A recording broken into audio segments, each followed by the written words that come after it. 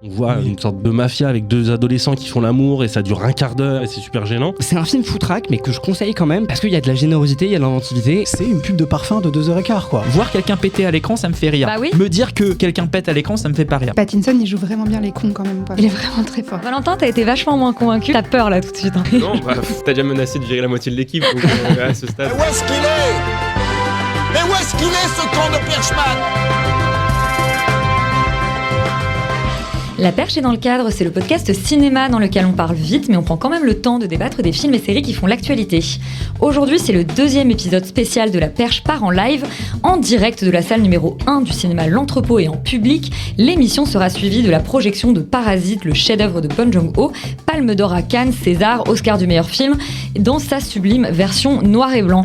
Au programme, le retour de Bong Joon-ho, donc à l'occasion de Mickey 17, film qui a divisé nos rangs. Nous reviendrons sur la carrière du cinéaste coréen au ton si particulier, mais aussi le retour de Paolo Sorrentino qui, après un détour par le petit écran, signe son retour sur le grand avec Parthénopée.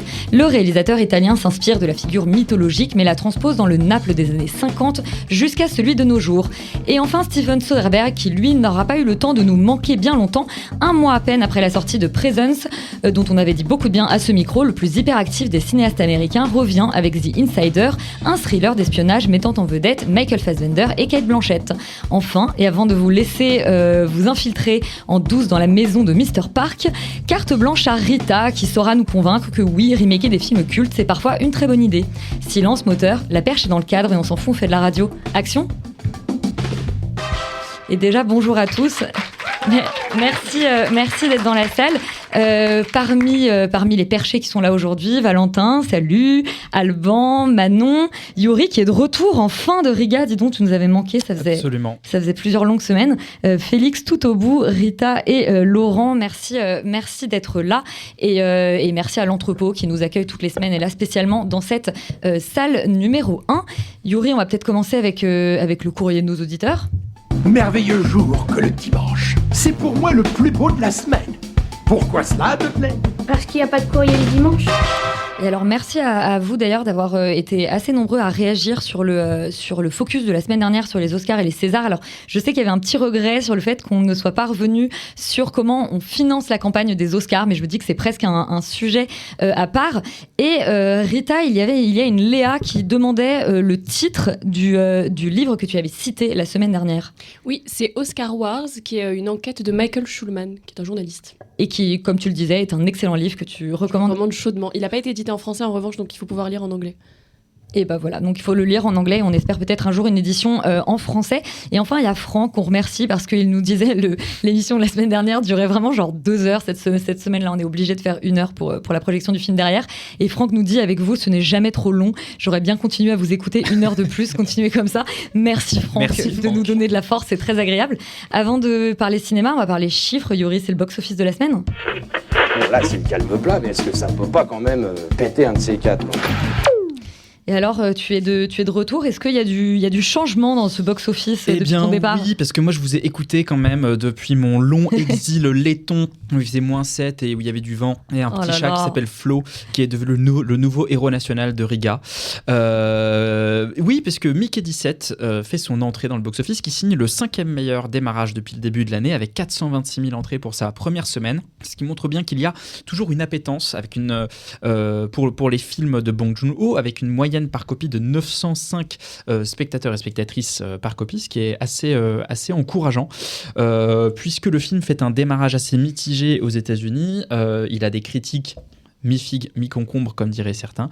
Et autour de la table, ce sera pareil, hein, tout le monde n'est pas d'accord. Voilà, mais en tout cas, il y a quand même une espèce de bouche à oreille qui a l'air d'avoir pris autour du film, et on va voir comment ça va se dérouler sur les semaines d'après. Il est suivi d'assez loin par Le Secret de Khéops, le film préféré de Laurent. Le nouveau film dans le Fabrice Lucchini Cinematic Universe, où il est visiblement archéologue et extrêmement bien en forme. C'est vraiment n'importe quoi dans celui-là. Ouais. Particulièrement n'importe quoi. En tout cas, voilà, il ne fait que 184 000 entrées pour sa première semaine, pour un budget à presque 10 millions, ce qui va être un sacré challenge pour recouper son budget. Ensuite, on a les classiques God Save the Tush, L'attachement, également, qui continue de faire un beau parcours, et Captain America. Et Black Dog de Gwon Woo, qui est à la 11e place, certes, mais qui fait quand même 62 000 entrées pour sa première semaine, ce qui est assez réjouissant. Et non, je n'ai toujours pas publié l'interview parce que je me suis rendu compte réalisateur en la montant qu'il manquait toutes mes questions. Voilà, donc il faut que je les réenregistre en plus. Sachant que les réponses sont en chinois, effectivement, ça devenait très compliqué s'il y avait des réponses en chinois sans question. Mais alors, il y a les traductions, donc ça, c'est déjà un bon début. Mais en tout cas, voilà. Behind the scenes, vraiment. Il faut expliquer aux gens pourquoi je fais mal mon travail. Surtout qu'il y ait les questions ou pas, si les réponses ne sont pas traduites, a priori, il y a une grande partie des auditeurs. Elles sont traduites. Elles sont traduites. Après, est-ce qu'elles sont traduites fidèlement ? Ça, je peux pas juger, tu vois. Mais en tout cas, il y a des traductions. Peut-être qu'on a des auditeurs en Chine, hein ? On a peut-être, mais oui, je crois. En plus, selon Acast, il y a des auditeurs en Chine. Voilà. Ou juste des gens avec un VPN, mais. Oui, peut-être. Mais alors, bizarre. Bref, dans tous les cas, voilà. Merci. Eh ben, écoute, merci. Et tout de suite, place au débat. Ah, attends, je crois qu'on a. Je m'incruste. Wow. Happening, digne des meilleures heures de Charlie et Lulu. Tiens, Laurent, alors si tu veux bien, je vais te donner ce micro. Bonsoir. Je vais te voler ta place. Bonsoir, Émile. Pour faire un petit happening, parce que j'ai cru comprendre que vous alliez parler de Mickey 17 ce soir. Exactement, oui, tu es bien renseigné. Et ça m'a donné des idées de jeux. Alors, ça va être un jeu participatif, donc tout le monde, il suffit de lever la main. Laurent, ici, je passerai le micro. Voilà, va vous passer le micro. Il y a des gens qui lèvent la main avant même qu'il y ait une question, c'est génial. Oui, c'est génial. S'exprimer, c'est ça. L'émission va durer 8 heures.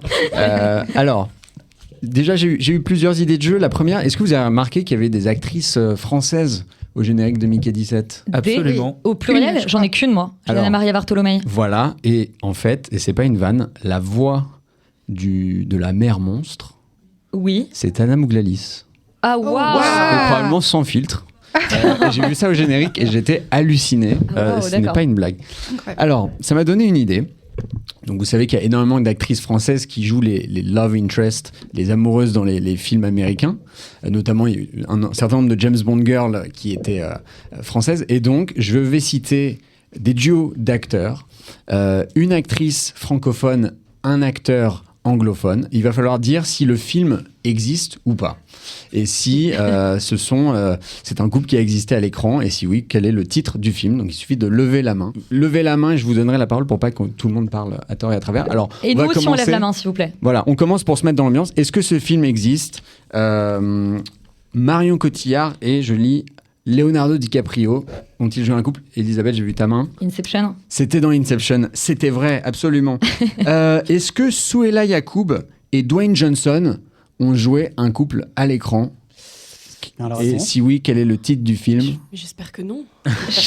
J'ai du mal à y croire. Effectivement, c'était un nom. C'est hyper drôle. Est-ce que Mélanie Laurent et Ewan McGregor ont joué un couple ? Alors, il faut laisser participer parce que pardon, il faudrait peut-être qu'on laisse. On est horrible. On va vous donner la parole. C'est Beginners de Mike Mills. Beginners de Mike Mills, exactement.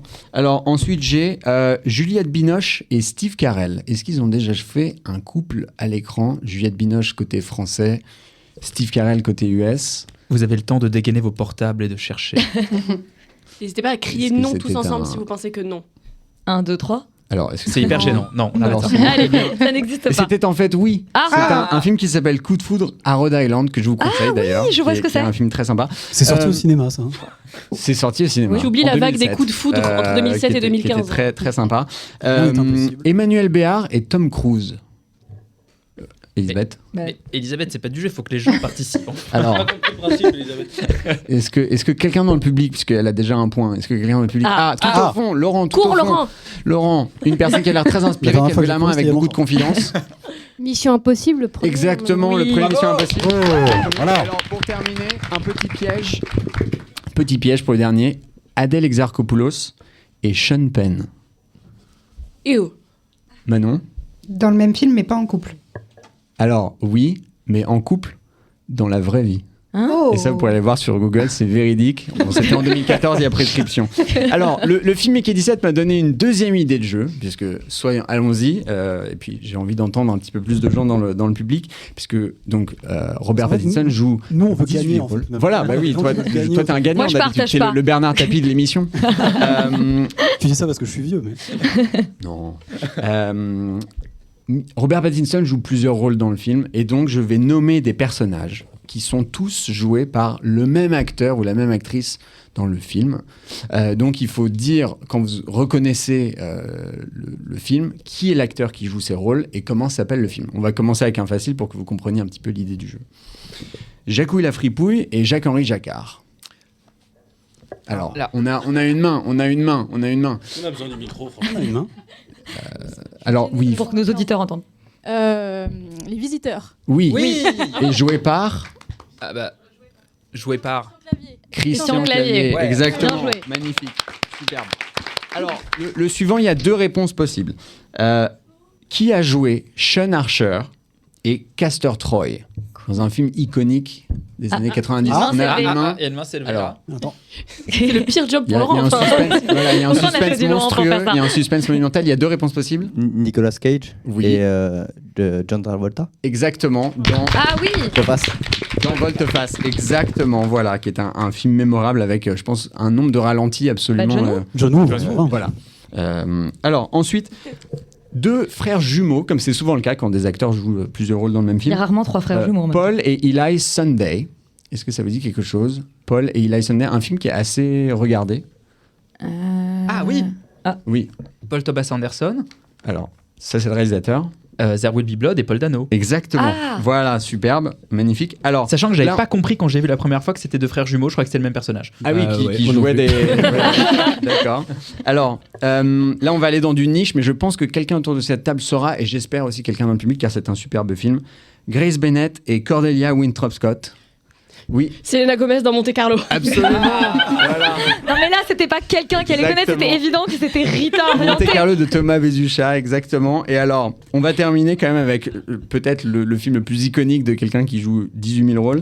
Monsieur Oscar, la mendiante, Monsieur Merde, le père, l'accordéoniste, le tueur et 3 autres rôles. Est-ce que quelqu'un dans la salle là? Alban? Denis Lavant? Oui, absolument. Et c'est dans Holy Motors. Exactement, voilà. Alors, je voudrais juste faire une petite dédicace à Tilda Swinton, parce qu'on n'a pas tous les soirs l'occasion de faire une dédicace à Tilda Swinton, qui joue 3 rôles dans la salle. Ouais. Ça, c'est le vrai happening. Non, qui joue 3 rôles dans le remake de Suspiria, dont le docteur Joseph Klemperer.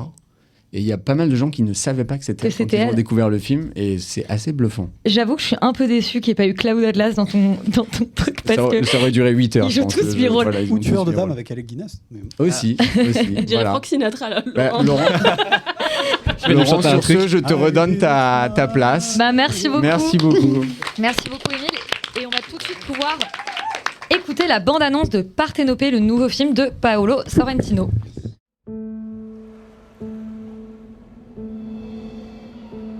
Io sono nata qui, in acqua.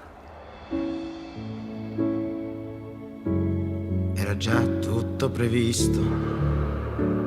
Alors vous le savez maintenant, il y a une tradition dans la perche lorsque le résumé halluciné du film dépasse toutes mes attentes en termes d'arrogance. Je le lis plutôt que de pitcher le film avec mes propres mots. Et là, quand même, faut s'attendre à un gros niveau. Il met la barre très très haute, Partenopée.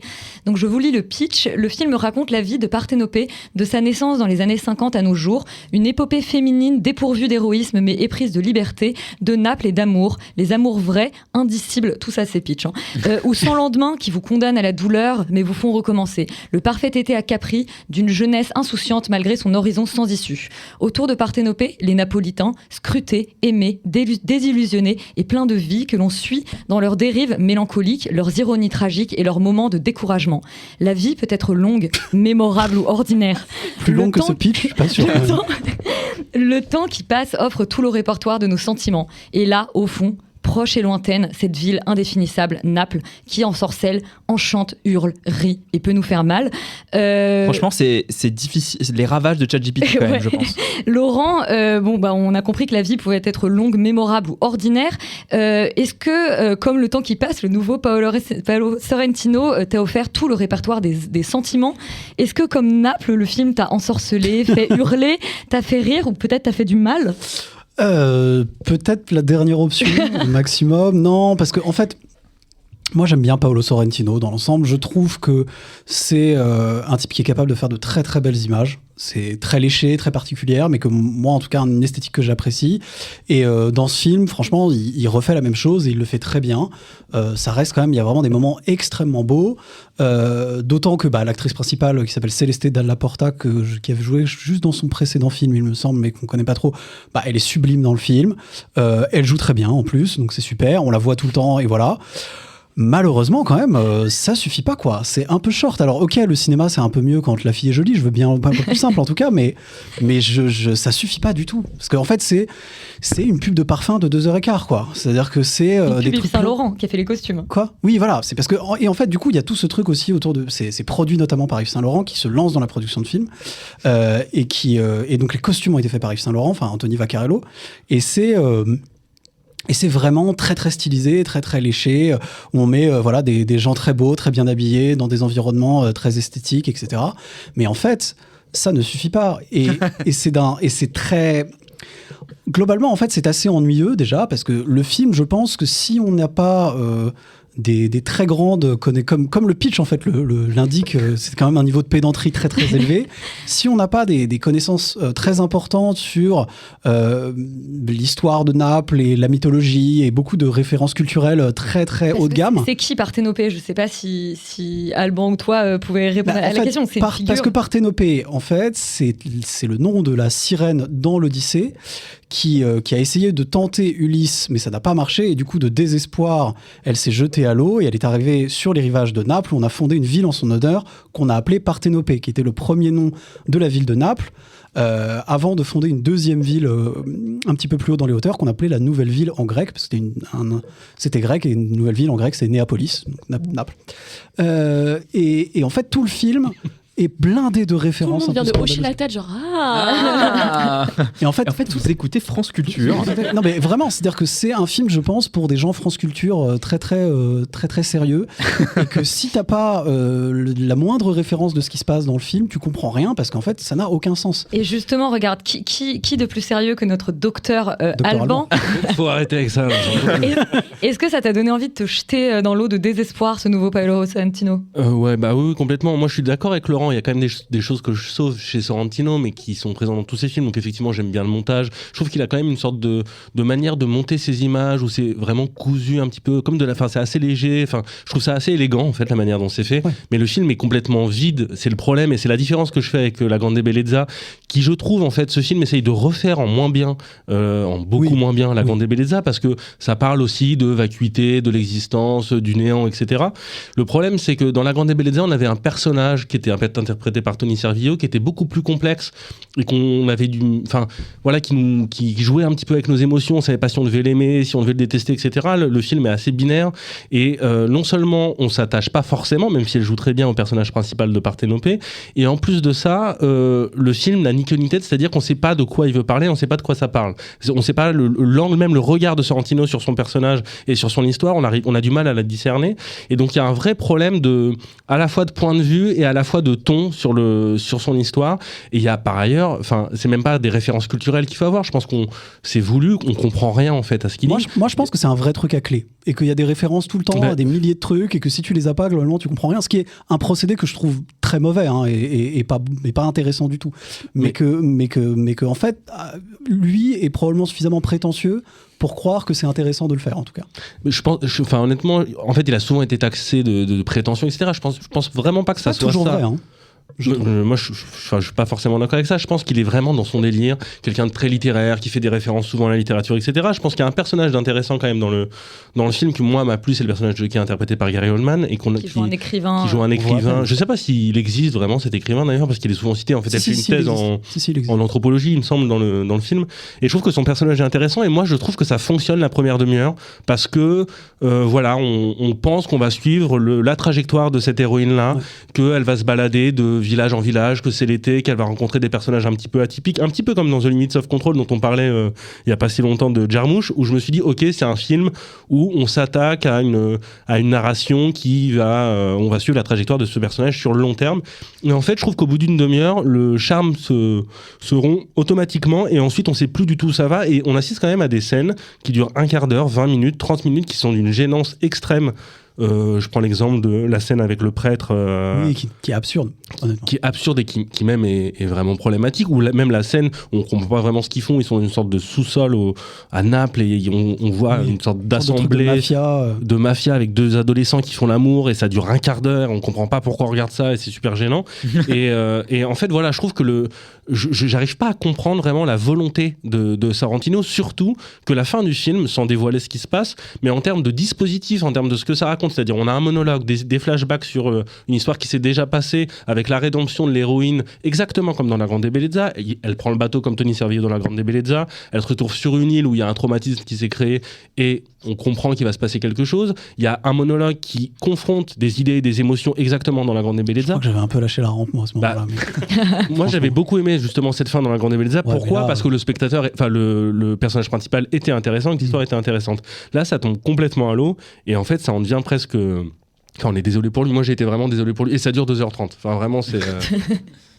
Je pense que vous pouvez vous en priver. Tu voulais rajouter quelque chose ? Non, rien. Enfin, globalement, on est d'accord, quoi. C'est-à-dire que c'est. Mais je pense que c'est quand même un truc un peu qui se veut comme de très haute culture et que au contraire, c'est pour des gens très qui vont rigoler et qui vont pouvoir en parler dans les dîners en ville. Ah, tu as vu la référence à machin. En fait, ce tableau ou ce truc, etc. C'est l'enfer. Qui fait encore ça ? Non, mais j'ai du mal à voir cet aspect-là. Mais moi, je l'ai vu comme ça. C'est-à-dire, et du coup, je trouve ça un peu déprimant. Mais si, il y a encore des gens qui écoute France Culture et encore des gens qui... Mais c'est pas que ça, France Culture. C'est un peu ça. Mais bonjour à Sophie Cat. Bonjour à Sophie Cat. Moi j'aime bien, il n'y a pas de problème. J'ai l'impression surtout que c'est un film pour Frédéric Becbédé, là, vu comment tu le décris. Non mais un peu, en vrai un peu. On n'ouvre pas cette porte-là. Mais donc Parthénopée, qui serait le pendant féminin et raté de La Grande Bellezza, je pense que tout le monde peut s'en passer. Est-ce qu'on a une bande-annonce pour Mickey 17 avant le focus ? Mais absolument, parce que nous sommes des gens sérieux. Très bien. Et parce que franchement, je suis vraiment fair-play, je l'ai pas mise en VF. Hi, Mickey. Are you experiencing any vertigo? I guess I am feeling a little dizzy. Oh, wow! Did you see that? Donc en galère de thunes et poursuivi par des gens pas très recommandables, Mickey, interprété par Robert Pattinson, veut fuir la Terre en intégrant l'équipage d'un vaisseau spatial en partance vers une planète à coloniser, mais sans aucune compétence particulière. Et alors que les places à bord sont chères, Mickey gagne sa place à bord en se proposant comme expandable, remplaçable en VF, sans bien lire tous les petits caractères de description du job. Désormais, il sera considéré comme un être jetable, envoyé dans des missions suicides ou utilisé comme un cobaye pour des expérimentations mortel. Quand il meurt, il est réimprimé à l'infini. Avant d'élargir le débat autour de la carrière de Bong Joon-ho, on va peut-être faire un petit tour de table. Il y a vraiment ceux qui ont aimé et ceux qui n'ont pas aimé. Je vais peut-être donner la parole en premier à ceux qui ont aimé quand même. Félix, Laurent ? Ouais. Vous pressez pas. Hein, est-ce que j'ai aimé ? Non, en vrai, j'ai bien aimé. Je trouve pas que ça soit un film extraordinaire du tout. C'est un film très bizarre en fait. Et du coup, j'étais assez désarçonné parce que je m'attendais à un truc très programmatique. Et en fait, je trouve que le film est assez retors. Déjà, le concept d'immortalité, je l'ai trouvé assez intéressant parce que normalement, ça te rend surpuissant, enfin, t'es considéré comme un dieu. Et là, il l'utilise pour dévaluer complètement la valeur de la vie d'une personne et la renvoyer complètement au bas de l'échelle sociale. Et ça, c'est un concept que j'ai pas beaucoup vu et que je trouve assez intéressant dans la science-fiction. Après, s'il en fait beaucoup, non, mais bon, je trouve que voilà, c'est quand même posé. Et après, il y a un côté très statique au film qui est assez étonnant parce que Bong Joon-ho, c'est quand même quelqu'un qui fait beaucoup de mouvements d'habitude. Mais là, en fait, je trouve qu'il va prendre un peu le contrepoint des blockbusters américains classiques qui font de la grande intrigue, de la grande histoire, pour vraiment travailler les situations et les personnages. Alors, même si les personnages sont sous-écrits, je trouve qu'il y a un vrai sens des situations qui sont très comiques, qui reviennent un petit peu à l'origine du cinéma, des Keaton, des Chaplin et j'en place, et pour vraiment observer le corps de Pattinson qu'on va martyriser pendant 1h30. Et j'avoue que moi, ça m'a plu, enfin, j'ai trouvé ça rigolo, j'ai trouvé ça assez brillant et assez virtuose quand même par moments. Il y a une scène de dîner qui est quand même dingue. Donc c'est un film foutraque, mais que je conseille quand même parce qu'il y a de la générosité, il y a de l'inventivité et que voilà, il y a quand même des idées qui ont résonné en moi et toujours cette manière de faire surgir la tragédie dans le comique qui est quand même toujours assez bluffant chez Bong Joon-ho, quoi. Manon, tu fais aussi partie de ceux qui ont aimé Mickey 17. Ouais, moi j'ai bien aimé aussi. Je suis pas une grande amatrice de science-fiction, donc ça c'était de la science-fiction à ma hauteur, c'est quand même J'ai assez... cru que t'allais dire de Bong Joon-ho et je t'aurais viré de cette table. Non. Mais du coup c'est assez, on va dire c'est dans mes cordes quoi. C'est de la science-fiction, je comprends. T'as aucun problème à comprendre l'univers, les personnages, les enjeux, tout ça. Mais il y a quand même effectivement un côté un peu ras des pâquerettes quand même sur certains messages. J'aime beaucoup la première partie et toute cette histoire voilà de clones et les parallèles qu'il peut faire avec j'imagine le capitalisme. Tout ça. Après, quand ça part, comme tu disais, je crois que c'est le dernier quart ou le dernier tiers. C'est le dernier tiers, moi, qui m'a moins plu, ouais. Avec cette rivalité, avec cette espèce animale, où là, vraiment, je trouve qu'il perd complètement de vue le point de départ du film qui était intéressant, et ça part vraiment de leur...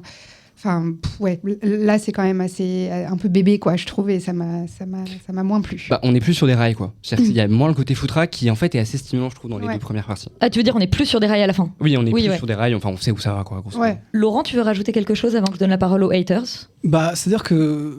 Pour moi, c'est un film qui est assez étrange dans la filmographie de Bong Joon-ho que j'ai vu parce que c'est de loin le plus comique en fait. Moi, j'ai vu ça vraiment comme une grosse comédie avec des côtés très potaches. Quand même. Ah ouais, c'est de la slapstick comédie dans très très potache. Et donc du coup, il y a pas mal de trucs qui moi m'ont fait rire parce que j'ai pas un humour très très développé. et ça marche sur moi, même si je suis d'accord que les références et que le côté politique est un peu plus discutable et que je trouve pas l'univers très malin, parce que pour moi, si on inventait ce genre de technologie, globalement, c'est pas comme ça que ça se passerait, mais je peux admettre que l'univers me propose ça, et je peux accepter de vivre avec, surtout que moi, je me suis bien marré, quoi. J'ai vu une bonne comédie, avec des moments assez grotesques, assez... j'ai envie de dire asiatique, avec certains trucs d'outrance qu'on voit pas forcément beaucoup dans le cinéma occidental, mais plus au Japon, en Corée, ou à Hong Kong, mais c'est et du coup je trouve que c'est un film assez marrant. Si on adhère en fait à cet humour-là, si on adhère au côté débile, si on adhère en fait à la réussite d'avoir un personnage principal complètement débile et qui fait n'importe quoi, ce qui est, je trouve, un pari extrêmement difficile à réussir. Moi, je trouve qu'il est réussi, et que si ça marche, si ça marche pour vous, en fait, le film va marcher. Et moi, ça a marché sur moi. Et Pattinson, il joue vraiment bien les cons quand même, quoi. Franchement. Ouais, il est fort. Il est vraiment très fort. Alors Valentin, t'as été vachement moins convaincu parce que Mickey, t'as peur là tout de suite. Hein. Non, t'as déjà menacé de virer la moitié de l'équipe, donc à ce stade, je crains plus rien. Bah oui, moins convaincu parce qu'en fait, je trouve que le film, moi, c'est un échec à peu près sur tous les niveaux. Je trouve que le concept qu'il a du clonage et de la réincarnation, en fait, il l'exploite pas. Je trouve qu'il y a des trous énormes dans l'écriture parce que, par exemple, je comprends pas que ce personnage, je sais pas comment il transfère, par exemple, c'est con, mais j'ai pas compris comment il transférait sa conscience à chaque fois entre les corps. Oh, c'est iCloud, hein. Il s'actualise. Il doit actualiser. Il doit actualiser dans une brique sa mémoire. Il change de psychologie. Voilà, exactement. Qu'est-ce qui explique, et j'allais dire, qu'est-ce qui explique que du coup, d'un corps à l'autre, il change maintenant de psychologie? Je comprends pas. Bref, il y a des trous, mais pourquoi pas? Il y a des trous qui, du coup, me permettent pas de me convaincre de l'univers déjà. Après, je trouve qu'il fait rien de ce concept. L'univers est à trous. Il y a trois gags, effectivement, où il tombe de son sarcophage, il se fait couper la main, et bon, mais ça va quand même pas très très loin. Et tu citais Keaton. Je pense qu'il y a une bonne centaine d'années, on faisait des trucs quand même vachement plus, déjà, un peu plus ambitieux dans la gestion du corps et de comment t'exploites un corps. Enfin, il en fait pas grand chose. Et puis moi, la grosse critique que j'ai, c'est que c'est un film qui est ringard, en fait. C'est-à-dire qu'il a pas eu de bol, mais le réel l'a complètement pris de vitesse. Je peux pas m'abstraire du fait qu'il a voulu faire une espèce de comédie potage sur Donald Trump. Interprété par Ruffalo. Et avec, voilà, les fausses dents et l'accent, quand même. C'est-à-dire qu'il parle avec une patate dans la bouche tout le film. Et il y a un truc, en fait, t'essaies de me copier un réel, de faire une satire du réel, alors que le réel t'a dépassé depuis longtemps. C'est-à-dire que ce qui se passe est tellement plus fabuleux dans le monde réel que dans le film que du coup, j'achète rien. Donc, est-ce que c'est un manque de bol parce qu'il a peut-être pas pu voir venir tout ce qui allait se passer, ou est-ce que c'est juste, en fait, un film qui rate sa cible? Moi, j'ai l'impression que ça n'a pas été assez creusé pour être autre chose. C'est-à-dire, pour que ce soit une satire efficace, il faut qu'il y ait quand même un objet et qu'on puisse croquer des travers de manière assez fine. Là, j'ai l'impression que le film essaye de s'empaler sur le réel et que du coup, en fait, il éclate en mille morceaux et que ça tient pas debout. Donc, en fait, je me suis beaucoup ennuyé et j'ai trouvé ça assez pathétique en réalité dans l'écriture. Moi, je trouve qu'il y a un côté... oui, mais justement, je trouve qu'il y a un côté pathétique, et en castant Mark Ruffalo, ça le rend assez touchant. Et moi, c'est ça que je sauve un peu du film, et notamment de cette espèce de caricature de Donald Trump. Oui, on n'utilisait pas le mot dans le même sens. Non, mais justement, moi, j'ai pas de sympathie, et je trouve pas que ce soit un anti-héros intéressant. C'est-à-dire que il en fait que des caricatures de même. Il y a pas de moment où je suis un peu stressé et un petit peu dans l'incompréhension. Et puis toutes les références absurdes, et tu t'en parlais Hugo aujourd'hui, mais les casquettes, le fait qu'il se prenne une balle sur la joue, enfin, cette espèce en permanence de référence. Ça, c'est pas de bol, je pense. Mais non, mais c'est quand même terrible. Cette espèce de référence en permanence au réel, comme si on allait faire un truc politique dévastateur et un peu anarchiste. En fait, ça marche pas. Voilà. Yuri, Oui, je pense que je dirais absolument ce que vient de dire Valentin. Pour moi, c'est le film le plus raté de Bong Joon-ho, mais vraiment au sens qu'il est raté. Je pense qu'il ne tient pas à son concept. Je ne sais pas ce qu'il a voulu faire. Est-ce qu'il a voulu faire une satire potage ? Est-ce qu'il voulait faire de la SF un peu hard ? Est-ce qu'il a voulu faire une espèce de fin à la Spielberg où en fait finalement peut-être que les aliens c'est pas les autres, c'est nous. Enfin bon. Et du coup il y a une espèce de mélange des genres comme ça que moi je ne comprends pas, dans lequel je suis jamais rentré et qui pour moi est un vrai aveu de faiblesse dans les 45 premières minutes qui sont interminables où Robert Pattinson nous parle en voix off. Une grosse digression avant de revenir à la scène d'intro. Et qui nous explique la voix off. Ça dure pas 45 minutes. Ça dure 45 minutes. Le titre arrive au bout de 45 minutes. J'ai regardé ma montre. Et du coup, cette espèce d'énorme intro, moi je dis, mais en fait, ça aurait pu être 10 minutes, ça aurait pu être raconté de manière linéaire. Et du coup, on comprend pas quelles sont ses relations avec les autres personnages. Du coup, je comprends pas pourquoi j'en ai quelque chose à foutre de sa meuf, pourquoi j'en ai quelque chose à foutre de Anna Bartolomei, de Steven Yeun, enfin, tous ces personnages qui disparaissent, qui réapparaissent comme ça au gré du scénario. On sait pas trop pourquoi ils sont là. Et moi, je pense pas que ce soit volontaire. Moi, je pense qu'il y a un vrai. Si. Moi, ça sent. Moi, attendez, ouais, si. Pour moi, il y a une vraie. Pour moi, il y a une vraie interférence. Pour moi, il y a une vraie interférence du studio qui lui a dit on comprend pas, vas-y, tartine de la voix off. Pour moi, ça sent le produit qui a été tiraillé par 50 exécutifs de studio qui lui ont fait des notes sur son script et du coup, le truc ressemble plus à rien. Lui, aujourd'hui, il dit qu'il a eu le final cut, mais en vrai, il défend même pas son film. C'est-à-dire que vraiment, quand tu l'entends en interview, il dit oui, c'est une comédie, mais est-ce que vous avez vu mon film d'animation sur les fonds marins ? En fait, il y a un truc où il est même pas habité par la défense du film. Donc moi, à mon avis, je sens un mec qui a été complètement dépossédé par son projet, qui a été complètement, parce que je respecte énormément le cinéaste par ailleurs, donc je me permets d'être aussi sévère par rapport à ça. J'ai l'impression qu'il était complètement dépossédé par le système hollywoodien dans lequel il a voulu s'inscrire. Je pense qu'il a voulu faire un truc un peu anard de hi, on va faire un peu péter les trucs de l'intérieur, sauf que ça lui a pété à la gueule. Et en résultat, le film est pour moi imbitable et très très pénible à regarder.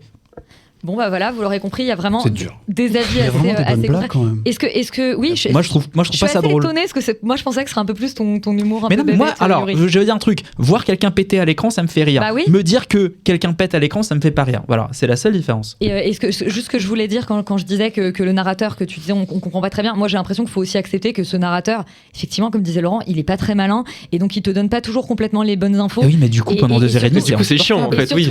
Moi j'avoue que ça m'amusait de voir qu'il est toujours pas très bien compris comment il s'était fait arnaquer par son pote. Je sais pas. Moi, j'ai pas compris non plus. Bon, écoute, très bien.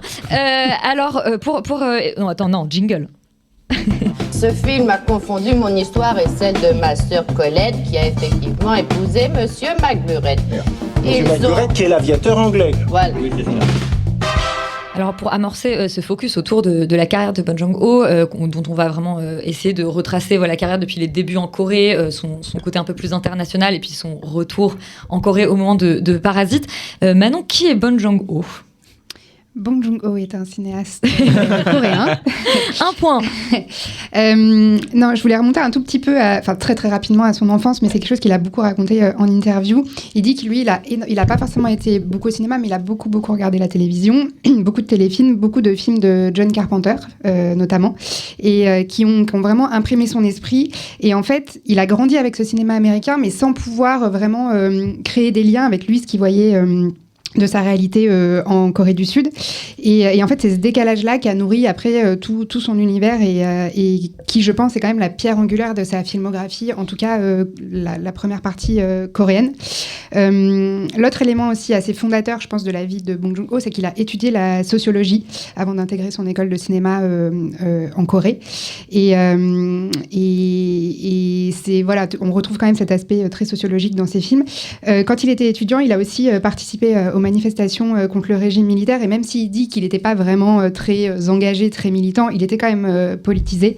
Et ça aussi, c'est quelque chose qu'on retrouve plus tard. Et de ce cursus sociologique, il va garder une capacité d'analyse de la société et de l'histoire coréenne contemporaine qui est très aiguisée, et une capacité aussi à croquer en fait ces travers, si je peux dire, dans des caricatures qui sont quand même très efficaces. Avec juste des petites choses comme ça, il arrive à nous raconter quelque chose de plus grand de la Corée. Et je lisais une interview récente où il déclarait que la société coréenne, elle est très particulière parce qu'à tous les niveaux, il y a ce mélange de réussite, de parfait, de propre, mais aussi de raté, de sale et d'inabouti. Et je pense que c'est vraiment cette vision qu'il a de son pays qui imprègne, en tout cas, ses premiers films coréens. Alors, tes premiers films coréens, pour donner quelques titres, son tout premier, c'est Barking Dogs Never Bite. C'est Barking Dogs, ouais, en 2000. C'est un film qui a été confidentiel en Corée et complètement inédit en France. Je crois que certains... Moi, j'avoue, c'est le seul que j'ai pas osé rattraper parce que je sais que dedans, il y a des animaux, il y a des chiens qui souffrent. Mais vous êtes plusieurs à l'avoir vu. Il vaut quoi, ce premier film ?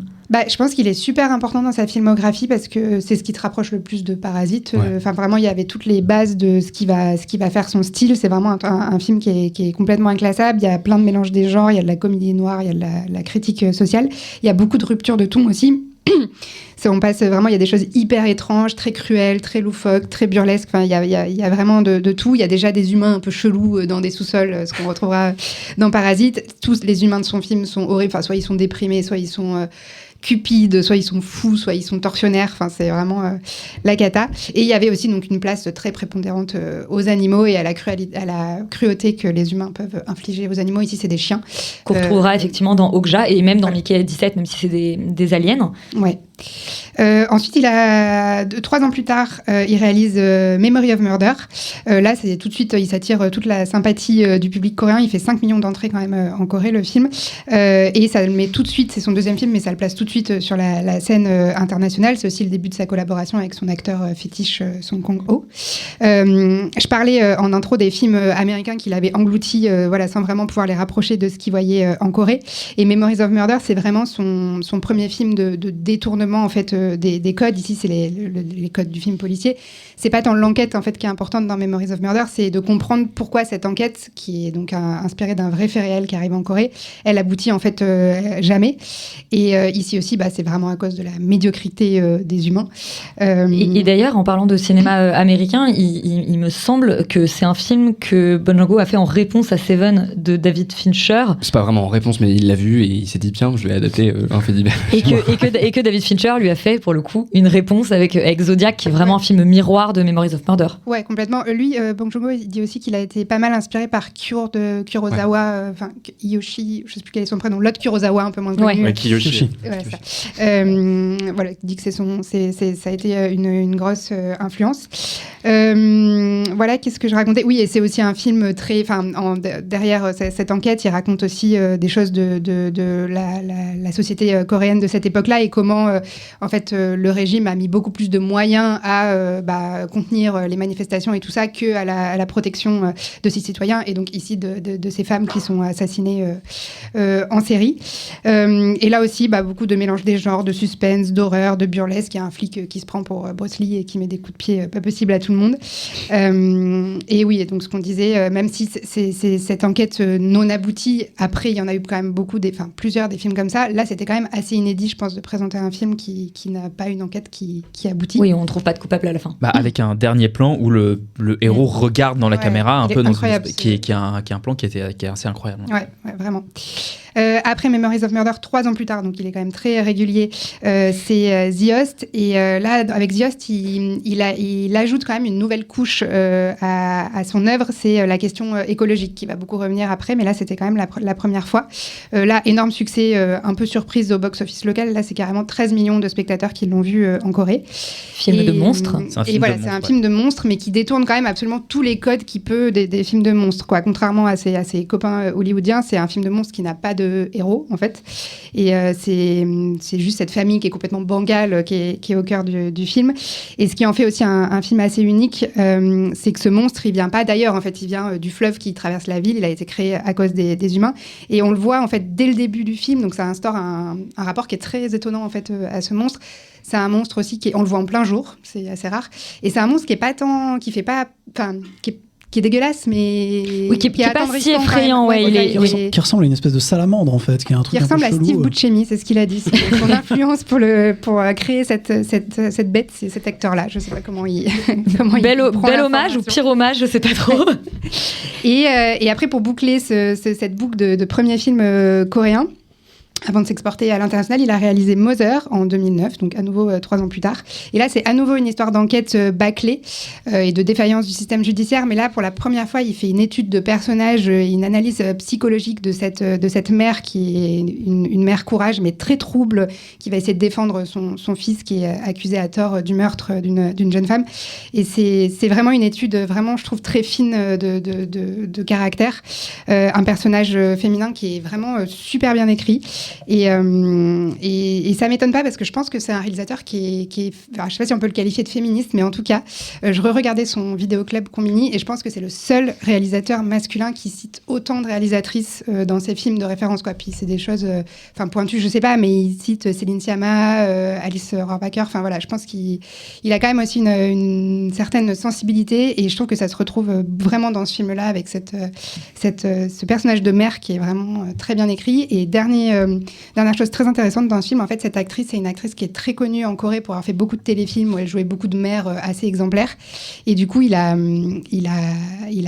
pris cette actrice pour en faire complètement autre chose. Et je trouve ça super intéressant. Donc, on revient encore sur ce truc de toujours de tordre tous les codes auxquels il s'attaque. Et c'est quelqu'un qui fait effectivement, comme tu le disais, coexister beaucoup de tonalités au sein de ses films. Ah oui, à t'en parler, je pense qu'il y a l'idée des monstres qui est très présente et qui, pour le coup, lui appartient et en même temps s'inscrit dans une tradition. Moi, ce qui me frappe, effectivement, ça participe dans son arrivée aussi à l'international, dans le fait qu'il soit devenu ce cinéaste un peu globalisé, apprécié sur quasiment tous les marchés, c'est qu'il a un style que je trouve qui est très soluble et qui est lié au fait que dans ses films, on peut trouver des choses très différentes et d'une séquence à l'autre. Et c'est très marquant, je pense, à peu près dans tous ses films.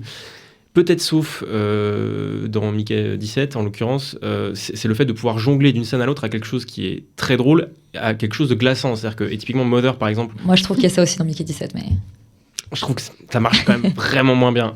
Mais là, typiquement dans Mother, par exemple, je pense que c'est le film qu'il faut voir pour comprendre ça. C'est-à-dire que dans les premières scènes, d'une scène à l'autre, vraiment, on passe d'un personnage qui est un personnage vraiment bouffon, qui va aller de gag en gag, à vraiment une histoire très glauque d'assassinat, et en fait, mêler les deux. Et vraiment d'une séquence ou d'un plan à l'autre, donc c'est très déstabilisant.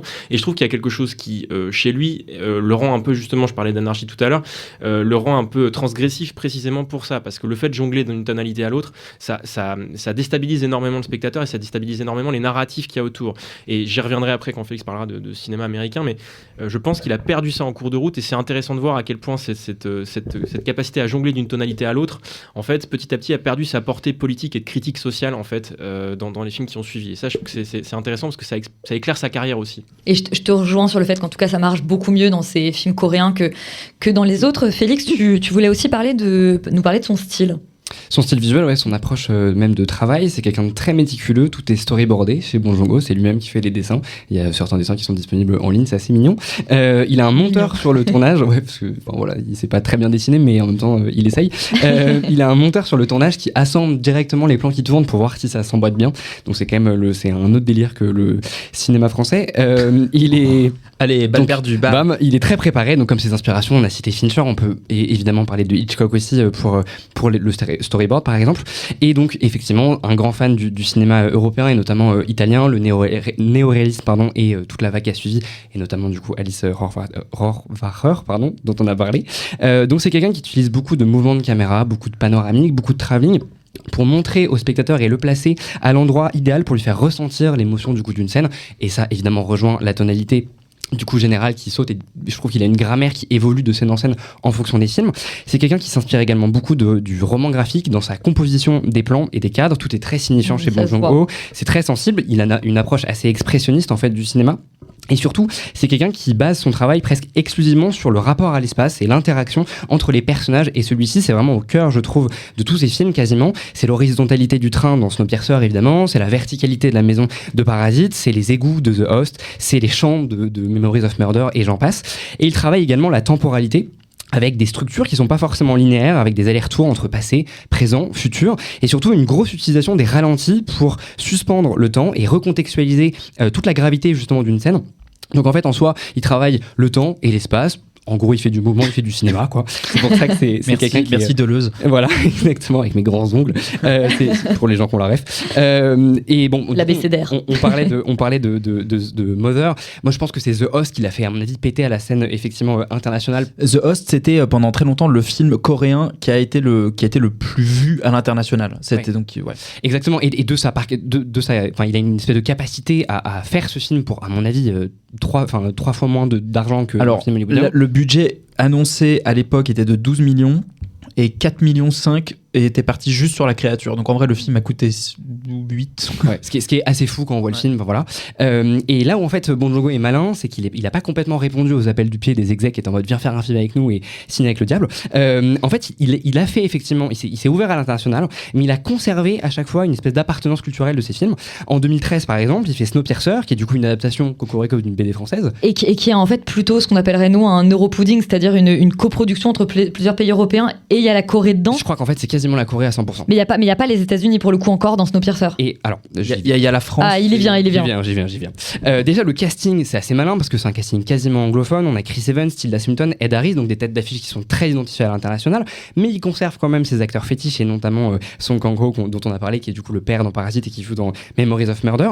Et en fait, c'est un film entièrement produit par la Corée, donc qui lui permet de conserver quand même sa vision d'auteur. Mais en termes de distribution, c'est quand même un film qui va être distribué dans plusieurs pays, évidemment pas à travers des distributeurs qui sont coréens. C'est le Pacte en France, je crois, qui s'en est occupé, mais le Pacte, ils sont quand même très cinéma d'auteur, machin, donc ils lui ont laissé toute la liberté. En revanche, aux États-Unis, il a été distribué par Weinstein. Et Weinstein a la particularité en plus d'être un énorme agresseur sexuel, d'imposer en fait très souvent des coupes dans les films justement qu'il distribue. Et en fait, il se trouve que Bong Joon-ho, je crois qu'il l'avait déjà fait à Tarantino pour Pulp Fiction, qui avait refusé. Il l'avait fait aussi à Scorsese, c'est classique. Et surtout, petite anecdote, mais je diverge, mais c'est rigolo, il l'a fait à Miyazaki pour la sortie de La Princesse Mononoke, et Miyazaki lui a envoyé par la poste un sabre de samouraï avec juste un mot avec marqué « pas coupé », je crois, un truc comme ça. Wow. Voilà. Je sais pas si Bong Joon-ho a fait ça, mais en tout cas... Je l'adore, c'est génial. Il est complètement fou. Je sais pas si Bong Joon-ho a fait ça, mais en tout cas, il a réussi à conserver le film tel quel, parce que ce qu'il faut savoir pour un peu les néophytes, ce qui est compliqué aux États-Unis, c'est qu'ils ont une vision quand même très industrielle du cinéma et assez peu artistique, et du coup ce qu'on appelle le final cut, qui est du coup le contrôle de l'auteur sur le montage final qui sortira dans les salles, c'est le studio qui le possède et pas le réalisateur. Et ça, c'est un truc, vu comment il est préparé, Bong Joon-ho, c'est un truc auquel il tient énormément. Oui. Non, rien, j'aurais... Non, ok, très bien. Je t'écoute avec intérêt, c'est tout. Bref, et donc du coup, c'est comme ça que pour son deuxième film de sa carrière entre guillemets internationale, Okja, voilà, tout à fait, en 2017, il va essayer de mixer un petit peu les deux. Donc, on a toujours la Corée qui participe, je crois, à hauteur de 50% de la production du film, et on a 50 autres % qui sont américains, mais c'est pas n'importe quel boîte de production, puisque c'est Netflix. Et en fait, en 2017, il se trouve qu'à l'époque, c'était encore le moment où les plateformes essayaient d'attirer les auteurs en leur promettant une liberté artistique totale. Ce qui fait que du coup, Okja, pareil, je pense qu'il a eu à peu près le contrôle artistique sur le film. Donc ça en fait un film mi-coréen, mi-américain. Voilà. Et il se trouve que Okja, pour la petite anecdote, c'est la première fois et la dernière fois qu'un film Netflix va être sélectionné en compétition officielle du Festival de Cannes. Le film a été beaucoup hué du coup. Je me rappelle de la projo. Moi j'y étais. Enfin, les gens huaient le logo Netflix, mais vraiment très fort dans la salle. Ouais, exactement. Et donc c'est pour ça que, c'est à cause de ce film-là que du coup le festival a mis dans son règlement qu'il fallait absolument avoir une sortie salle en France pour intégrer la compétition officielle. Mais je te reprends juste, c'est pas le seul film puisque la même année. Même année, il y avait The Meteorites Stories. Mais qui n'était pas en compétition, je crois. Ah, si je dis pas de bêtises. C'est pour ça que. Si, non, je sais plus. Non, mais je crois pas. Il était peut-être. T'as raison. Alors, effectivement, il était peut-être pas en compétition officielle. En tout cas, c'était la seule année où ça s'est produit. Et maintenant, ils sont un peu persona non grata, sauf en hors compétition, ce genre de trucs, quoi. Voilà. Et il y a un élément de son style que je trouve intéressant. J'ai lu que il avait même une incompréhension de ce que c'était que diriger vraiment des comédiens. Lui, il dit moi, je choisis les comédiens et en gros, il y a le scénario. Et ensuite, en fait, leur métier, c'est de jouer. Et donc, il dirige très très peu ses comédiens et il est presque contre ce regard-là, ce que je trouve assez intéressant parce que pareil, c'est quand même... Quand on regarde Mickey 17, quand même, j'ai un peu de mal à y croire. C'est-à-dire que je pense que clairement, il les a poussés vraiment dans leur retranchement. Ils en font des caisses. C'est pas forcément un truc sur lequel ils ont l'habitude. Je veux bien admettre que sur certains de ces films, il ait fait ça. Je sais pas si avec les Américains, c'est autant le cas. Moi, je veux bien croire que Robert Pattinson ait inventé cet accent tout seul et qu'il y soit allé tout seul, honnêtement. Je pense qu'au contraire, c'est lui qui a essayé de faire des trucs marrants et qu'à la base, c'était pas prévu. Oui, non, mais là, je veux dire, ils sont tous complètement à 120%. Tu vois, ils en font tous. Je veux croire que Marc Ruffalo aussi est capable. Écoute, je sais pas. En tout cas, c'est certainement une direction qu'on leur a dit. En tout cas, après, je pense qu'il caricature son positionnement là-dessus probablement. Mais voilà, c'est en tout cas son regard sur la direction d'acteur. Après Okja, enfin Snowpiercer et Okja, il retourne en Corée et c'est là Yuri où il fait son vrai chef-d'œuvre Parasite.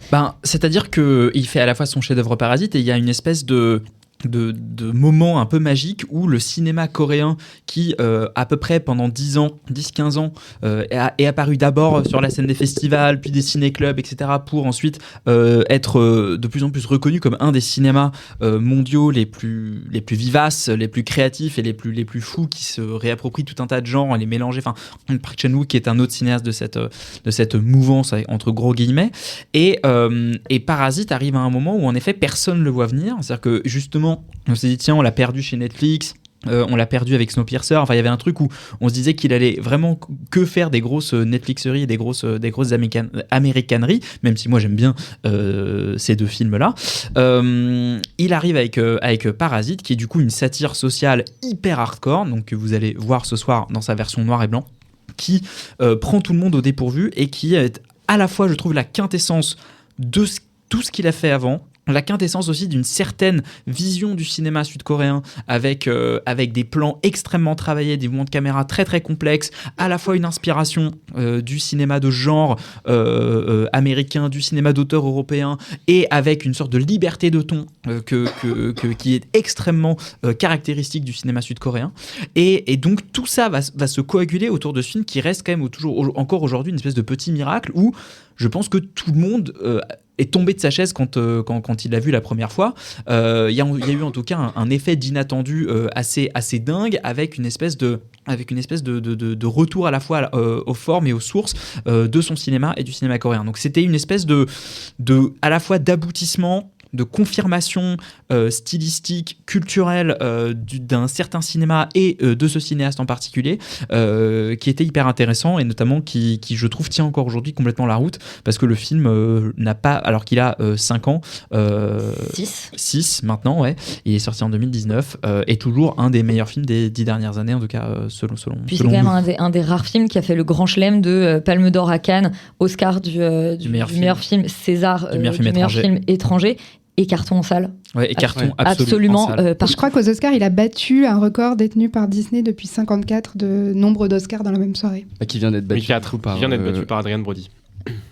Non, Anora. Pas Anora, pardon. Oui, Sean Baker, oui.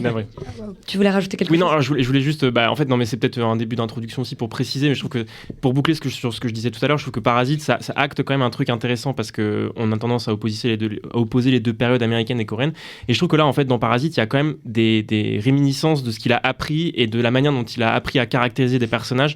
Moi je trouve que le film il est très très très bon pendant 2 tiers disons, il est extrêmement divertissant, extrêmement bien écrit, extrêmement bien filmé. Il y a juste un problème dans la représentation pour moi de la critique sociale qui est beaucoup plus caractérisée, c'est-à-dire que vraiment il y a des classes très marquées, les riches, les pauvres, les riches ils sont insupportables et les pauvres ils puent les pieds. Je suis pas d'accord. Je sais qu'on n'est pas d'accord là-dessus, mais je trouve que dans la manière dont il représente ça dans ses derniers films par rapport au premier, il y a une évolution qui est quand même assez tangible dans l'écriture où je trouve qu'il perd en souplesse, il gagne peut-être en puissance et en puissance de caractérisation. Et moi j'ai l'impression qu'il est plus énervé en fait aujourd'hui qu'il ne l'était avant. Peut-être que ça vient, ce que j'allais dire, peut-être que ça vient aussi d'une plus grande liberté sur l'écriture où en fait peut-être qu'il a affirmé des convictions et peut-être qu'on lui laisse la possibilité aussi de ne pas être contredit là où c'est peut-être plus c'était le cas au début. Mais quand je revois Memories of Murder et que je vois la manière dans Memories of Murder ou même dans Mother où il représente les figures d'autorité que sont les flics ou que sont même les parents, ce genre de choses, c'est pas du tout la même chose dans Parasite et je trouve que c'est intéressant et chacun fera son choix et discutera des choses. Je trouve que c'est intéressant à l'échelle de sa carrière de voir comment est-ce qu'il a évolué et comment Parasite est un film très différent des premiers. Mais je pense que enfin, tu parles de ça et c'est pas entièrement faux, mais je pense que c'est aussi dû à un contexte socioculturel très très différent sur lequel nous on n'a pas forcément accès. Mais la société coréenne, c'est une société très particulière, très inégalitaire, avec pas mal de choses qui, en effet, et c'était moins le cas avant, c'était une société beaucoup plus pauvre. Et donc, du coup, je pense que son regard change parce que la société change et que nous, en fait, on n'en a pas forcément hyper conscience parce qu'on ne connaît pas forcément très bien comment ça se passe en Corée. Et pour rebondir juste sur ce que disait Laurent, même si moi, j'avoue que j'aime beaucoup justement sa capacité à faire des métaphores, mais d'une efficacité absolue. Et là, de nouveau, je trouve que même si Mickey 17, je suis d'accord, c'est pas son plus réussi, moi j'aime quand même plutôt le film, en tout cas ses deux premiers tiers, son idée comme ça de l'humain jetable, enfin il a toujours comme ça des idées de métaphores. Je trouve que Parasite, il y a une espèce il y a un truc où juste la métaphore, elle va parler à tout le monde, dans le monde entier. Il y a un truc d'une évidence absolue et je trouve qu'il a cette force. Moi, je trouve ça frontal. C'est frontal. Et après, je trouve que, par exemple, typiquement, je trouve Snowpiercer plus frontal que Parasite, alors que ça raconte à peu près la même chose. Ce que je voulais dire, c'est que je me demande s'il n'y a pas quelque chose où quand il est en Corée, quand il est dans son pays, quand du coup il est plus ancré dans cette société-là, s'il n'a pas une capacité d'analyse et de nuance qui est un peu plus développée que celle qu'il a dans Mickey 17, où pour le coup, effectivement, il y a quelque chose de quand même assez caricatural. Et ça rejoint peut-être ce que tu disais tout à l'heure sur les tonalités, où je trouve que quand il dirige des comédiens dans sa langue, en tout cas, il y a souvent un équilibre des tons, disons de ces différentes tonalités qui coexistent, ça fait quelque chose de plus cohérent que... alors moi, Mickey 17, j'ai quand même plutôt aimé le film, mais typiquement Okja, que je déteste pas pour autant. Après, moi, je crois que j'aime vraiment tout ce que fait Bong Joon-ho, mais Okja, typiquement, je me rappelle qu'il y avait des moments où je me disais pourquoi là, on est dans de la farce. En même temps, il y a des choses mais absolument atroces dans Okja qui, moi, m'ont assez traumatisé. Donc, où je trouve que voilà, l'équilibre est pas toujours aussi réussi. Je pense que je suis d'accord avec toi sur la direction d'acteur. Je pense que c'est très prégnant, mais en fait, je pense que c'est aussi un choix de forme. C'est-à-dire que le côté la farce, c'est un truc qui revient effectivement, et c'est là où typiquement Snowpiercer ou Parasite sont des films qui se ressemblent. C'est-à-dire qu'ils ont les mêmes carcans de construction de scénario, c'est-à-dire qu'ils les pensent, je pense, de la même manière, et c'est très différent là encore de Memories of Murder, et j'invite les gens à voir et Parasite et Memories of Murder pour voir effectivement la différence abyssale entre les films. Mais il faut dire aussi par rapport à son style, et je pense que voilà, moi, ça va être un truc que je dirais, mais c'est que tous les films sont hyper accessibles. C'est-à-dire que c'est des films,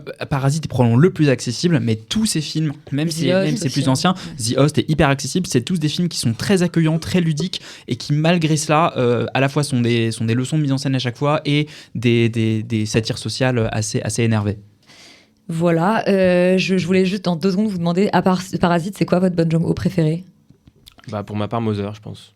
Moi, The Host, je crois. The Host aussi, je pense. Et moi, j'ai pas vu Mother, c'est incroyable, donc voilà, Joker. Et moi, ce sera Memories of Murder, mais coexistence avec The Host. Merci beaucoup. On écoute tout de suite la bande-annonce de The Insider de Steven Soderbergh. Where are you off to? Black bag. Right. You asked how it works. Michael Fassbender, alias George Woodhouse, et Kate Blanchett, alias Catherine Woodhouse, forment un couple d'agents secrets. Aussi, lorsque Catherine est soupçonnée de trahison d'État, George fait-il face à un choix impossible, protéger son mariage ou défendre son pays. Félix, je le disais en intro, c'est 1 mois à peine après la sortie de Presence, dont on avait dit beaucoup de bien. Soderbergh est de retour donc au cinéma avec The Insider, un film qui pourrait pas être plus différent de Presence. Ouais, un film très divertissant qui revient un peu à ses origines de grands metteurs en scène de série B entre guillemets, parce que c'est les Ocean Eleven, pour moi c'est ça, c'est un film de braquage, il y a des codes, et c'est ça qui est passionnant dans la carrière de Soderbergh, c'est quelqu'un qui oscille constamment entre l'expérimental et l'espèce de grand film de divertissement grand public, et là il en fait il fait son style condensé en 2 mois, donc c'est parfait, comme ça on peut voir un peu l'étendue du gars. C'est un film qui reste quand même assez étrange, je trouve, celui-ci, parce que on a l'impression qu'on est dans Mr. et Mrs. Smith, finalement on est dans un film d'espionnage un peu minimaliste, et en fait on est dans un espèce de Cluedo. Enfin voilà, il y a un truc comme ça qui est assez étrange, mais qui est assez chouette. Enfin, je trouve que le film se renouvelle un petit peu. Grosso modo, j'ai même beaucoup aimé. En fait, je trouve le film très divertissant. Et ce qui est assez chouette, c'est que c'est un film d'espionnage qui relègue un petit peu son intrigue géopolitique pour vraiment faire place à l'intrigue intime entre les personnages. Et ça, c'est quand même assez rare. Enfin, pareil, je parlais un peu de ça dans Mickey 17. Les grands films d'espionnage américains, généralement, c'est quand même toujours, on tartine de l'intrigue, de l'histoire, de machin. Et en fait, les personnages sont juste des purs personnages fonction. Et là, je trouve que c'est un peu plus trouble que ça. C'est un petit peu plus compliqué. On va venir vraiment travailler la question de comment tu articules ta vie pro et ta vie perso quand en fait tu es un agent secret et que grosso modo tu ne peux pas parler de ton travail à ton conjoint, et tout ça, et je trouve assez merveilleusement bien amené dans une des premières scènes du film, qui est une scène de dîner où Fassbinder invite ses collègues à goûter un super ragoût, sauf que dans le ragoût il y a une drogue qui est désinhibante, parce qu'en fait en gros il soupçonne qu'il y a une taupe parmi ses amis, et du coup tout le monde commence à balancer un peu sur tout le monde et raconter ses histoires de cul, c'est assez rigolo. Bref, c'est un film qui est extrêmement maîtrisé à la mise en scène, je trouve. Il fait un peu moins le malin, je trouve qu'il y a vraiment vraiment une espèce d'efficacité comme ça du filmage qui est absolument assez virtuose. Il est aussi à la lumière et au montage comme à chaque fois, et pareil, je trouve le film magnifique et extrêmement bien monté. L'espèce de travail d'architecture, de la froideur des décos, du décor et de la déco de la maison, des bureaux, etc. Enfin, vraiment, qui évidemment fait miroir avec la froideur des acteurs, parce que Fassbinder et Cate Blanchett, c'est pareil. Fassbender, c'est pas le réalisateur. Et Cate Blanchett sont assez super et très bien castés pour évidemment jouer des agents secrets. Enfin bref, je trouve vraiment que c'est une super série B, très honnête et maîtrisée. Donc j'encourage les gens à aller voir ça, parce que franchement, c'est très chouette. Laurent, tu partages l'enthousiasme de Félix pour The Insider ? Oui, complètement. Enfin, quel merveilleux artisan Soderbergh, en fait. C'est quand même incroyable qu'il soit capable, comme tu l'as dit, de faire Présence, qui est un film qui n'a vraiment rien à voir, et le sortir un mois avant ce film-là, qui est en effet un film d'exploitation presque. Enfin, je veux dire, un film de genre. C'est une espèce de whodunit d'espionnage un peu étrange, mais qui fonctionne vraiment super bien, où c'est hyper bien mené, très bien. Scénario de David Koepp, qui avait fait déjà Présence, il me semble. Qui avait fait Présence, ouais. Et c'est extrêmement bien écrit. David Koepp, qui est le scénariste de Jurassic Park, si je ne m'abuse. Oui, un grand scénariste américain. Un grand scénariste américain, oui. Et qui, franchement, a pondu un truc extrêmement bien ficelé, extrêmement bien mis en scène, extrêmement bien réalisé, encore une fois, par Soderbergh, qui, dans tous les détails, sont brillants, bien pensés. Les acteurs sont géniaux. Il y a Pierce Brosnan, qu'on voit plus assez, qui est parfait. Il y a tout le monde est ultra bien sapé parce que tu es en Angleterre, alors forcément non, mais vraiment tout dans le moindre même le détail. tablier pour faire la cuisine est magnifique. Le moindre détail de décor, de costume, de trucs, on sent que tout ça est maîtrisé par des gens qui savent vraiment très bien ce qu'ils font, et c'est très agréable parce que en plus c'est très bien joué, et que ça a je trouve des implications un petit peu plus profondes que le film d'exploitation lambda. Donc oui, c'est exactement le genre de truc que j'ai envie de voir au cinéma, et j'ai passé un excellent moment. J'aime bien, on est monté en puissance, on n'avait pas aimé du tout. Vous donnez envie en tout cas. Si j'avais su, j'y serais allé, franchement. Plutôt que Parthénopée. Je sais que c'est une attaque perso, parce que je t'ai dit qu'on pouvait avoir que 2 personnes cette semaine sur le film, faute de temps. Écoutez, on monte en puissance, puisque Parthénopée, personne n'avait aimé, Mickey 17 c'était divisé, The Insider, vous avez tous aimé. Avant de conclure l'émission, on va faire une petite reco. Perdons pas de temps à Salamalek. Si j'en crois mes informations, le temps travaille contre nous. C'est bien ça, Jimmy ? Oui, à 100%. Alors voyons voir. Alors Manon, on vient de mettre en ligne le troisième épisode de Tendre la perche. On a tendu la perche à Juliette Gasquet, héroïne du film On ira. Oui, premier film de Enya Barou, qui est une comédie sur le suicide assisté et le droit à mourir dans la dignité. Et là, comme ça paraît un peu antinomique. Voilà, c'est Camoulox, mais franchement, c'est réussi.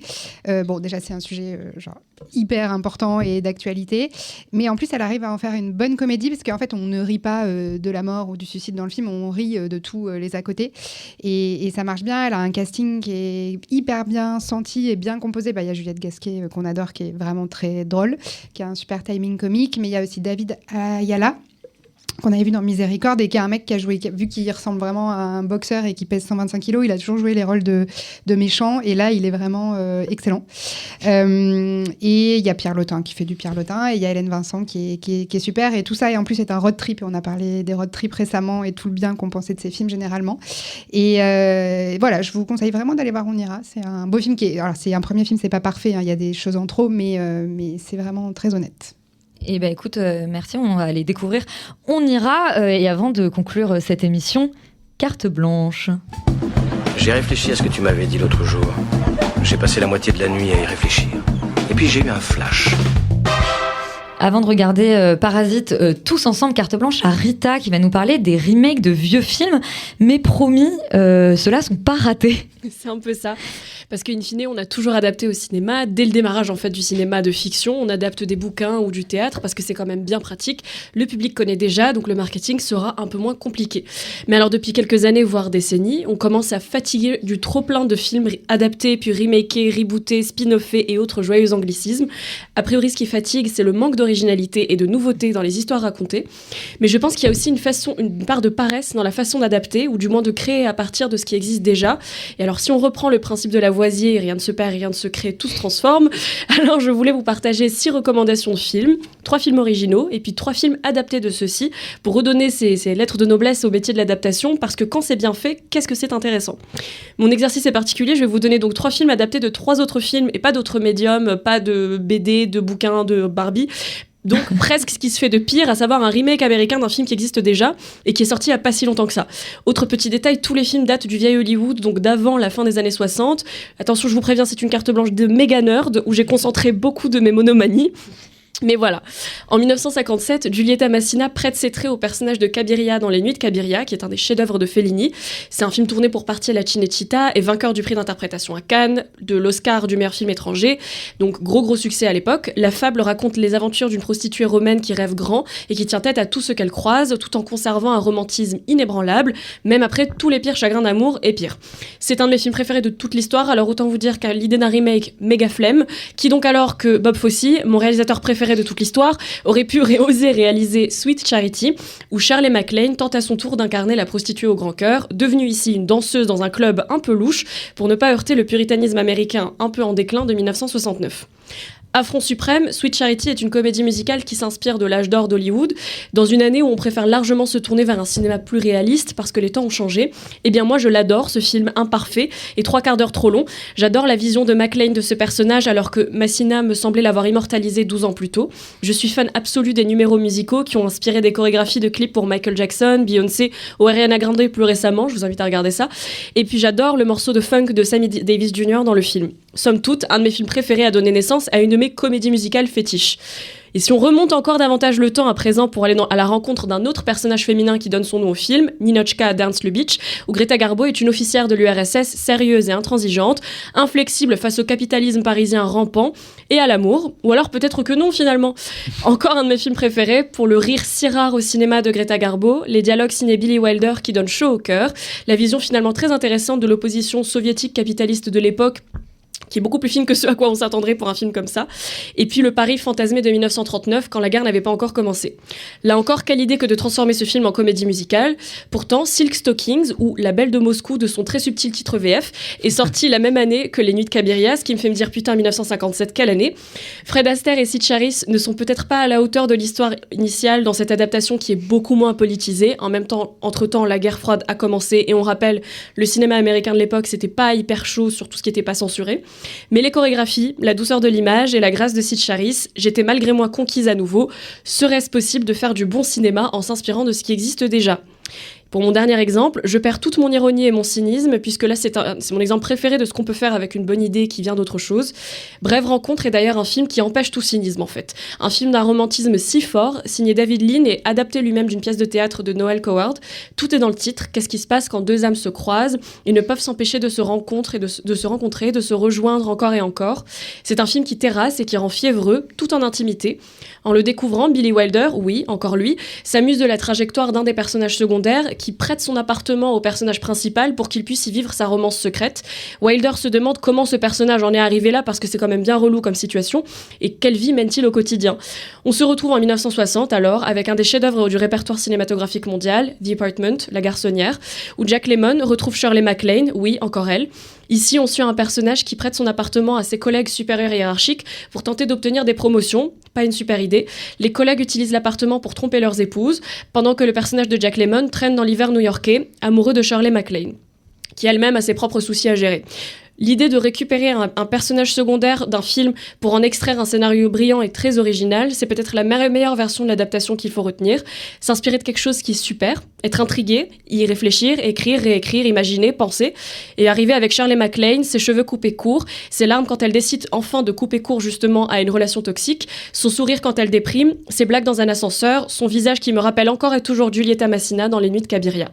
Bref, l'histoire du cinéma regorge d'exemples comme ça qui rappellent combien l'adaptation peut être fun et intelligente et donner matière à réfléchir, loin de ce à quoi elle peut ressembler aujourd'hui. Et je dis pas ça pour faire ma boumeuse, je dis ça parce que je sais que d'autres films beaux et intelligents nous attendent et vont nous faire vibrer un peu plus chaque jour.